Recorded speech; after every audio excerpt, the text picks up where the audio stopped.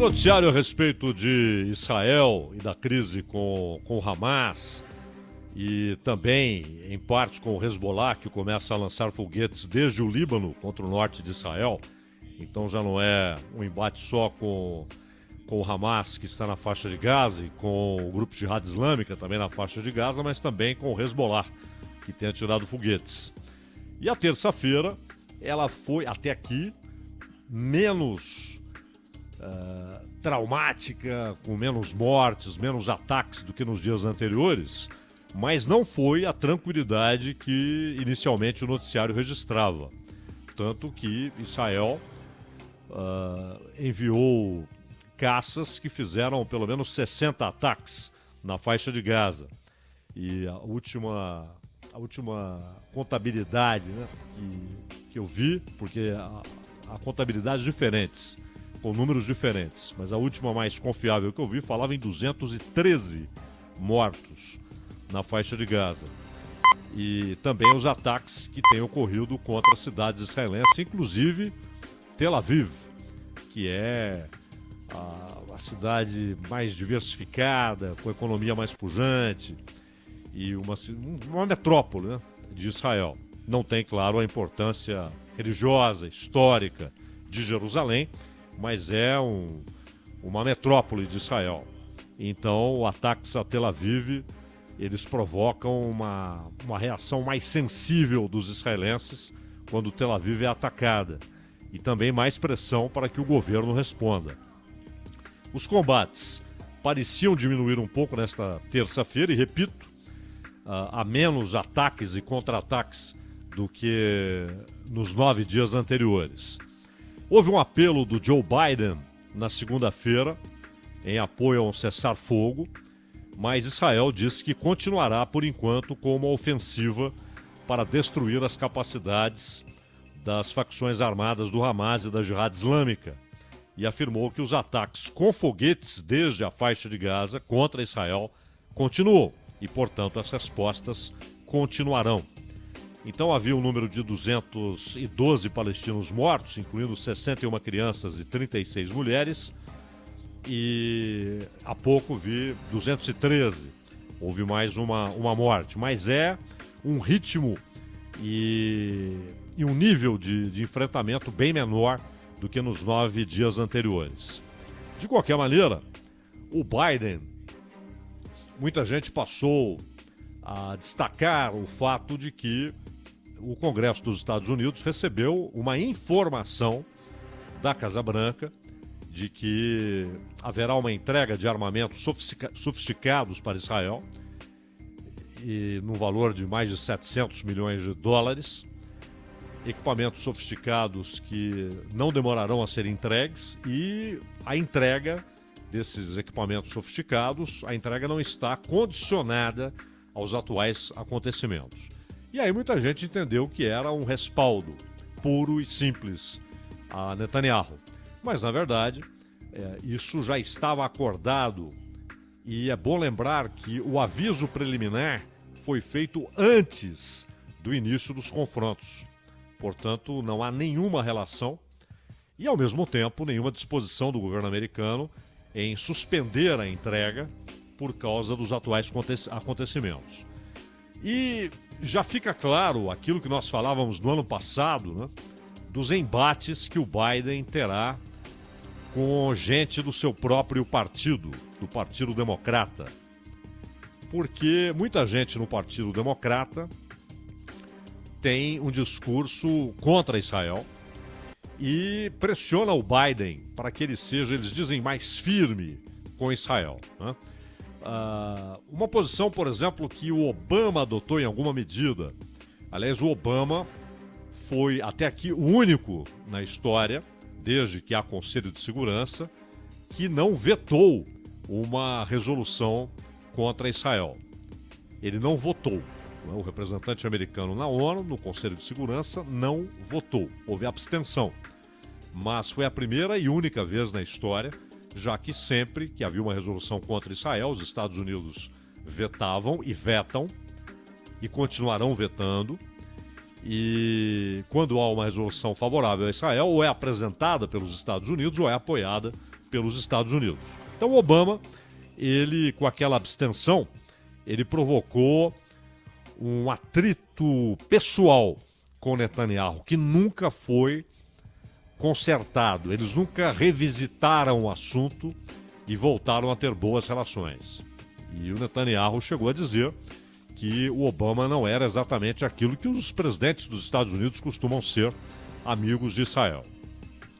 O Biden tem uma posição pessoal muito diferente. Sempre teve. Inclusive naquele episódio. Sempre teve.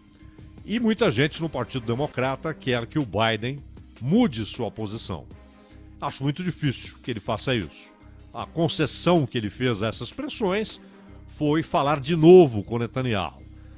Primeiro telefonema. Biden disse o seguinte: olha, Israel tem todo o direito de responder a esses ataques. Ou seja, uma mensagem de apoio à resposta militar ordenada por Netanyahu.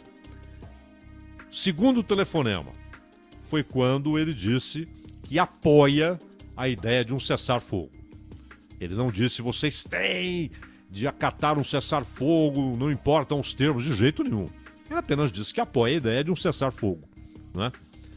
E essa é uma ideia também defendida por China e Rússia e, portanto, ninguém imagina veto da França ou do Reino Unido. Aliás, Macron pretende ser um dos intermediários numa negociação entre Hamas e Israel, né? O Macron se colocou à disposição para ser um negociador. Mas então a França e, obviamente, o Boris Johnson também não vai vetar. Então, com o apoio dos Estados Unidos, Rússia e China, um cessar-fogo é uma ideia cada vez mais forte. Só que só há cessar-fogo possível se as hostilidades param. E dificilmente haverá o fim das hostilidades enquanto certos objetivos não forem alcançados dos dois lados. Netanyahu sabe que o seu governo é visto como, apesar de todos os problemas, ele é um primeiro-ministro que enfrenta 3 acusações de corrupção, não conseguiu, em 4 eleições, formar maioria suficiente para governar sossegado, tem de buscar coalizões, como fez com o Benny Gantz, né? Uma espécie de governo de 2 cabeças, né? E durante um tempo o acordo era esse, Netanyahu, durante um tempo Benny Gantz, mas já é visto como inviável o prosseguimento dessa solução. Mas, apesar dos problemas que tem e de uma popularidade que oscila dependendo da ocasião, Netanyahu sabe que o povo de Israel, os eleitores de Israel, enxergam seu governo como suficientemente firme na questão da segurança, seja em relação às ameaças do Irã, seja em relação a embriões de intifadas palestinas. E do lado do Hamas, primeiro há a questão da eleição. A eleição no âmbito dos palestinos, né, da autoridade palestina. E, ao mesmo tempo, o Hamas não admite qualquer perda de poder, a mínima que seja, dentro de Gaza. É bom lembrar que em 2006 houve uma eleição em que o Hamas foi vencedor, foi majoritário, e o Fatah, que é do grupo do Mahmoud Abbas, teve ali uma representação de 30 e poucos cadeiras. No entanto, logo depois da eleição, o pau comeu. E houve atritos nas ruas, houve mortes, e o pessoal do Fatah foi expulso da faixa de Gaza. Os representantes de Mahmoud Abbas foram expulsos da faixa de Gaza.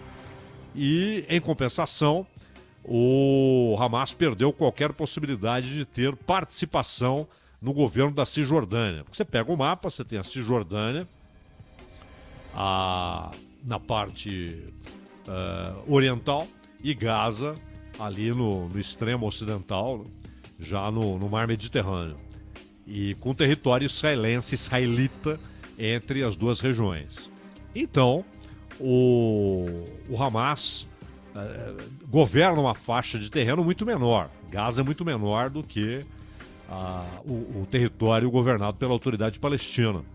E por isso mesmo há um atrito cada vez maior, uma indisposição entre os dois lados. Mas há mais do que isso. Porque o Fatah, que inclusive foi fundado por Yasser Arafat, ele é um grupo de pensamento nacionalista, de atuação política, também com braço militar, hoje desativado pelas circunstâncias, pela impossibilidade de atuar como guerrilha. E o Hamas não. O Hamas é um grupo religioso que nasceu da Irmandade Muçulmana e tem outros objetivos. São objetivos, inclusive, religiosos, muito distantes das bandeiras meramente políticas e nacionalistas da Autoridade Palestina e do Fatah, especificamente. Então não há consenso à vista. Eles podem fazer acordos temporários, como o Abbas tentou recentemente, mas que são infrutíferos, porque em Gaza o Hamas não admite que o pessoal da Autoridade Palestina tenha voz, possa governar. A faixa de Gaza está inteiramente sob controle do Hamas, e o Jihad Islâmico, que é um grupo que tem uma posição muito mais militar do que política, mas o nome já diz, é um grupo religioso, ele, na verdade, está totalmente harmonizado com o Hamas, não representa um risco para o Hamas, embora com comandos diferentes nas suas brigadas, né? Então, é difícil imaginar um acordo entre os dois grupos palestinos. Mas e entre os árabes de Israel e Israel? E o governo de Israel? Porque é bom lembrar que os palestinos são árabes, né? Não existe a etnia palestina, né? A Palestina, na verdade, é uma decorrência de como os romanos se referiam à Filístia, né? Eles escreviam com PH, e daí veio com o tempo a denominação de Palestina. E aquilo se estendeu depois sob o domínio romano, eles chamavam tudo aquilo de Palestina, né? Nos tempos de Jesus Cristo, por exemplo, há diversas referências à Palestina. E então, eles não são uma etnia, eles são árabes. E há também aqueles que têm representação política. Aliás, o partido que representa os árabes em Israel, ele tem tido votações cada vez mais fortes, já tem uma representação altíssima no Knesset, no parlamento, né, de 120 cadeiras, eles têm já uma participação cada vez mais alta. Agora, a questão central, porque é até bom que o Biden fale em cessar fogo e não em acordo de paz, é mais realista. Que a Rússia e a China falem em cessar fogo e não em acordo de paz, é mais realista. Porque daqui a pouco esses confrontos pararão. Até por necessidades logísticas, até porque objetivos políticos dos dois lados, do Netanyahu e do Hamas, foram atingidos. Mas depois de um tempo voltará. Haverá uma nova faísca, um novo estopim, e o barril está lá pronto, esperando o calor para explodir de novo, né? Além dos incentivos externos à desestabilização. Interessa ao Irã, Israel desestabilizado e em estado de confronto permanente. Interessa à Síria, que aliás hoje tem uma dependência enorme do Irã. Só não tem dependência maior o Irã do que a Rússia, né? Interessa ao Hezbollah, que quer também Israel numa conflagração permanente. Então há muitos atores externos que incentivam essas conflagrações. Mas há elementos religiosos, históricos, que transcendem tudo isso. E aí é que está a dificuldade de achar uma solução. Eu disse que todos acertam, Estados Unidos, China e Rússia, quando falam em cessar fogo e não em acordo de paz, porque as causas permanecerão. Então novos confrontos ocorrerão. E provavelmente, da próxima vez, com mais mortes, porque o poderio militar dos dois lados é cada vez maior. Óbvio que o de Israel é infinitamente maior. Israel usa uma fração da sua capacidade militar para lidar com o Hamas e para lidar com o Hezbollah, quando tem ataques que vêm do Líbano. Geralmente usa ataques aéreos e tal, mas ele usa uma pequena fração do seu poderio militar, não é? E o Hamas tem cada vez mais equipamento sofisticado para que seus ataques incomodem. Não sejam ali foguetes inofensivos. Dos mais de 3 mil lançados, Israel disse que anulou a ação de 90%. Né? Derrubou no ar, destruiu 90% desses foguetes. O que significa que mais de 344, pelos números que tem, atingiram cidades em Israel. Atingiram inclusive Jerusalém, atingiram Tel Aviv e atingiram cidades menores próximas ali da fronteira com Gaza, né? Sderot, Haifa. E no caso de Haifa, é bom lembrar os ataques que vêm do norte, né? Os ataques que vêm também do Hezbollah. Então, o escudo funciona muito bem. Aquele domo, né? Aquela proteção que Israel tem, funciona muito bem. Com uma tecnologia sofisticadíssima, uma capacidade de detecção e resposta extraordinária. Você vê as imagens, né? Porque hoje não é só alguém contando, escrevendo a respeito. Você vê imagens, está aí na internet, qualquer um pode ver. Aquela dezena de foguetes, ou aquela centena de foguetes aparecendo um atrás do outro. Aquilo parece um negócio que não pode ser detido. E aí você vê, como num videogame, né? Você vê ali algo que vem do solo em direção ao ar e vai apagando cada uma daquelas chamas, né? São foguetes sendo destruídos. Alguns passam, 10% segundo Israel. Mas há a questão fundamental. Essa onda de confrontos começou muito por causa de Jerusalém, que é o grande tema. Porque no último dia do Ramadã, que é o mês sagrado dos muçulmanos, quando eles fazem jejuns na parte matinal, vespertina, comem à noite, né? Então, além dos jejuns, há períodos especiais de oração, enfim, é um mês especial para os muçulmanos. E no último dia, foi também um momento, coincidiu neste ano, o momento em que Israel comemorava o Dia de Jerusalém, que é o dia da retomada da parte oriental de Jerusalém na Guerra dos 6 Dias, em 1967. E então Jerusalém foi o tema, o motivo, o que desencadeou essa nova onda de confrontos. Porque houve atritos ali com manifestantes muçulmanos e a polícia de Israel na região do que os muçulmanos chamam, e é interessante que o noticiário ocidental quase sempre repete assim, a esplanada das mesquitas. E os judeus chamam, os israelitas chamam de Monte do Templo, não é? Porque ali esteve o templo construído por Salomão, destruído pelas forças da Babilônia, de Nabucodonosor, reconstruído depois por ordem ou por autorização, é melhor dizer assim, de Ciro o Persa, no tempo de Esdras, Neemias, né? Há relatos bíblicos muito interessantes sobre a reconstrução do templo e da cidade de Jerusalém, que também foi destruída pelas forças da Babilônia. E depois houve uma reforma, um pouco antes do nascimento de Jesus Cristo, uma reforma feita pelo primeiro Herodes. Houve 4 Herodes, né? O primeiro Herodes. Então, houve uma reforma no templo. E nos anos 70 da nossa era, o templo é destruído mais uma vez aí pelos romanos, enfrentando a resistência nacionalista de Israel contra a ocupação por Roma. Os romanos destruíram o templo. E nunca mais ele foi reconstruído. E ao Muro das Lamentações, que é, portanto, o grande símbolo da religiosidade do judaísmo. Então, até aquele lugar, não só Jerusalém Oriental, que é a Jerusalém Antiga, Jerusalém Bíblica, onde Jesus Cristo morreu crucificado, onde ressuscitou, a Jerusalém que há 3.000 anos foi tomada por Davi, porque Jerusalém não foi fundada pelos israelitas, né? Ela já estava lá, com povos cananeus, né?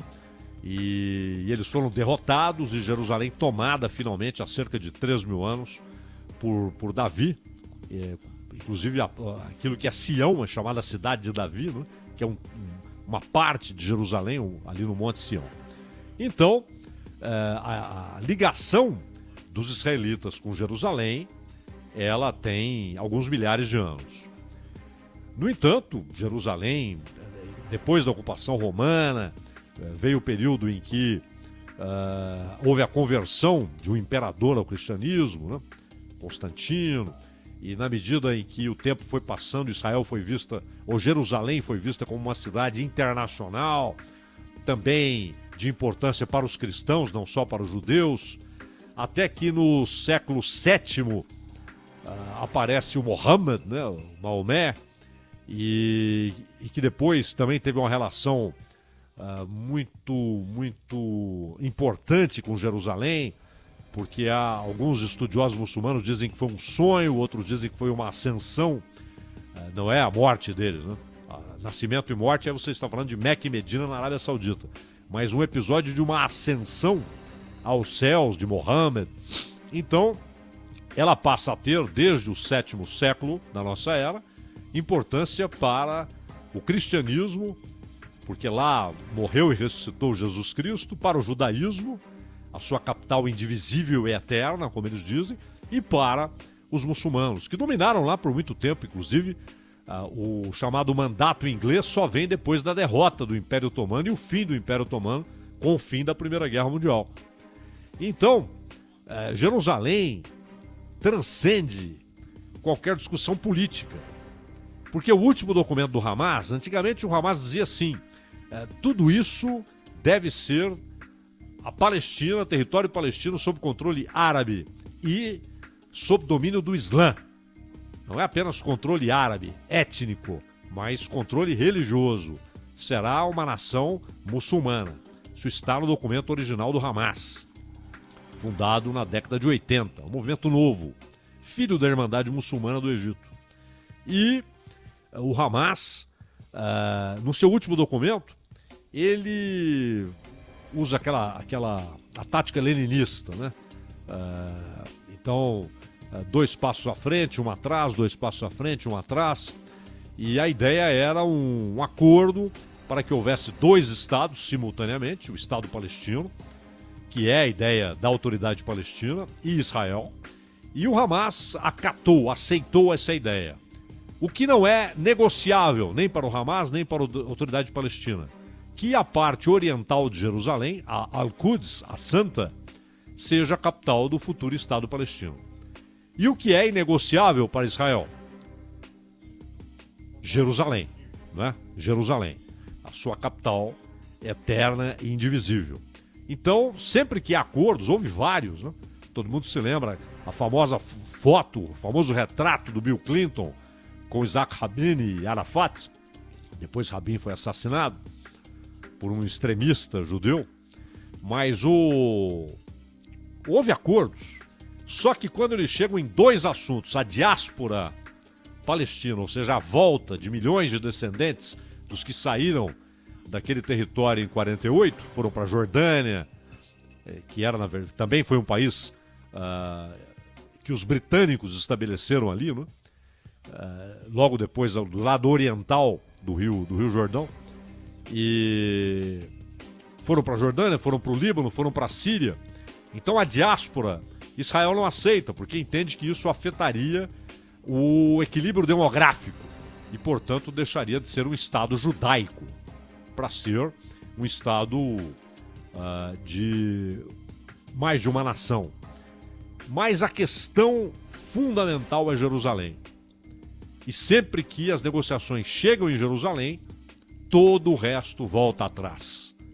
Tudo que foi acordado desaba, porque não há acordo a respeito de Jerusalém. E a autoridade palestina, ou seja, a ala laica, que não tem reivindicações religiosas, mas políticas e nacionalistas, tem essa reivindicação. Ou seja, Jerusalém, Al-Quds, Jerusalém Oriental como sua capital. O Hamas abraça isso. Antes ele queria, na verdade, todo o território como uma nação árabe e muçulmana, não só árabe. Essa é a primeira diferença em relação à autoridade palestina. E fez uma concessão que ele considera temporária, de aceitar 2 estados, mas sem abandonar o seu objetivo de extinguir Israel. Não tem força militar para isso, mas tem um fervor de que isso ocorra. Aliás, ideia que já foi defendida pelo ex-presidente do Irã, Ahmadinejad, foi quando até os Estados Unidos, por intermédio da Hillary Clinton, disse que um ataque do Irã a Israel levaria a uma ação americana que varreria o Irã. Foi a resposta da Hillary na época, no governo Obama, né? E então, para muitos, não é só uma questão de 2 estados. Eles querem um estado só, um estado árabe, e no caso do Hamas, árabe e muçulmano. Outros não. Eles querem, de fato, 2 estados convivendo lado a lado. É a posição de muitos palestinos, inclusive dentro da Autoridade Nacional Palestina. E para Israel, aquela não é qualquer região de Jerusalém. É a Jerusalém Oriental. Não, aquela é a Jerusalém. Porque aquela é a Jerusalém bíblica, é a Jerusalém do Muro das Lamentações. E, inclusive, a administração da região do Monte do Templo, ou Esplanada das Mesquitas, ela é internacional. A Jordânia tem um papel importante ali na administração daquela região. Ela tem uma administração internacional. E há, inclusive, a questão muito sensível da capital. Porque para Israel, sua capital é Jerusalém. Os Estados Unidos sempre concordaram com isso, mas o Trump foi quem teve a coragem de levar a capital para lá. O Brasil, inclusive, dizia que seguiria essa medida. Não, o Bolsonaro dizia que também levaria a capital para Jerusalém, nunca o fez. Recuou rapidamente. E ficou apenas na promessa, né? Hoje, nem mencionada mais, não é isso? Então, a questão de Jerusalém é crucial, mas o que move o Hamas também. Porque o Hamas é filho da Irmandade Muçulmana, que tem 2 grandes ideólogos. 2 grandes ideólogos. Inclusive, no documento original do Hamas, há menção a jihad. E para Maomé, para Mohammed, a jihad, elas são 2 jihads, a grande jihad e a pequena jihad. A pequena jihad, dizia Maomé, é a defesa dos territórios islâmicos. A defesa de que aqueles povos possam continuar exercendo sua fé e vivendo numa sociedade islâmica. Essa é a pequena jihad. E a grande jihad é a luta pessoal de cada um contra si mesmo, né? Contra o seu próprio interior. Essa era a visão do Maomé. No entanto, 2 ideólogos, um fundador da Irmandade Muçulmana, Hassan al-Banna, egípcio, e o outro, posterior, também egípcio, o Sayed Qutb. Esses 2 ideólogos transformaram a ideia de jihad em não apenas a defesa de onde há o Islã, mas a expansão do Islã. O Islã deve ganhar o mundo, né? E essa é a jihad, esse é o esforço, porque jihad quer dizer esforço. Esse é o esforço, ganhar o mundo. E é bom lembrar, o Al-Banna foi morto pela monarquia egípcia, né? E porque ele representava ali, passou a ser visto como um risco pela monarquia egípcia, pelos levantes que seria capaz de desencadear, as multidões que o seguiam. A Irmandade Muçulmana foi expulsa, vale notar, do Egito, e isso se tornou um problema internacional, porque os expulsos começaram a levar as ideias da Irmandade Muçulmana, e particularmente do Al-Banna, para diversas nações árabes, onde, claro, o Islã já estava consolidado há séculos, mas houve esse vento novo das ideias do Al-Banna, que, de certa maneira, revigoraram aquilo que o wahhabismo fez na Arábia Saudita. O wahhabismo defendia a volta da prática do Islã ao que era nos tempos do profeta, né, do profeta do Islã de Mohammed, lá ao século VII. Mas aí, depois da morte de Al-Banna, surge um ideólogo muito mais poderoso na capacidade de divulgar suas ideias e de defendê-las de maneira intelectualmente brilhante, que foi o Qurtubi, Sayed Qurtubi. Inclusive o irmão dele, Mohammed Qurtubi, deu palestras na Arábia Saudita e um dos que acompanhavam as palestras com muito zelo era Bin Laden, Osama Bin Laden. Ele aprendeu muito com Mohammed Qurtubi, irmão de Sayed Qurtubi, que é visto como o principal ideólogo dos grupos radicais sunitas, Estado Islâmico, Al-Qaeda. E da Irmandade Muçulmana nasce pequenos movimentos ali que trazem, na verdade, a ideia da Irmandade Muçulmana, inclusive o Hamas, fundado nos anos 80. Ou seja, o que está na origem, na gênese do Hamas, não dá a menor esperança de um acordo definitivo com Israel.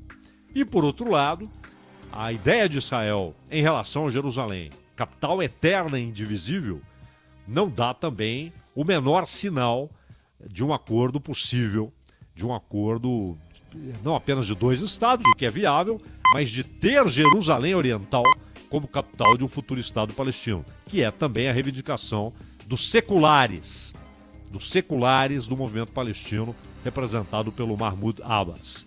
Enfim, haverá uma trégua, um cessar-fogo, as coisas se acalmarão, objetivos políticos serão atingidos pelo Netanyahu e pelo Hamas, mas a causa permanecerá. E logo, logo haverá outra explosão e novos confrontos e provavelmente, pela capacidade bélica, cada vez mais violentos e fatais.